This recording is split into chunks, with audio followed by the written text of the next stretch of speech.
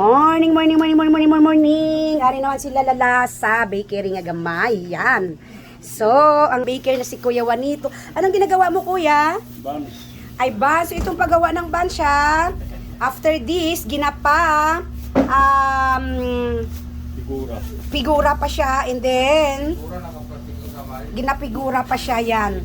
So, shout out sa kay Sai Nuden Imam and Arki Roquero. Yan, salamat sa suporta. So, that's it. So, ito na yung after naging figura, ito na yun. And then, leave for how many minutes, Kuya? Mga 3 hours. 3 hours sa bago siya lutuin sa oven. Lalala, ito yung oven namin na luma na. Pero bago pa inside yan. Ano ito? Ano? Mac. Hopya. So, hindi ka dyan magpahuling hupya natin, no? Yeah. Grabe ka dyan. So, how many pieces sa isang araw, Kuya, yung hupya natin? 1 bag. 1 bag. So, may 2,000 pieces siya. Ano siya? Mga Kuya? 900 plus. So, nearly 1,000 every day.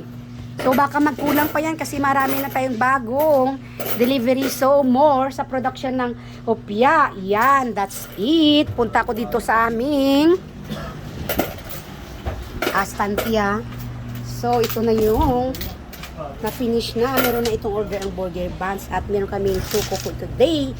And take note, egg pie. Everyday din ang egg pie. La la la. So, thanks for watching. Bless us all for today.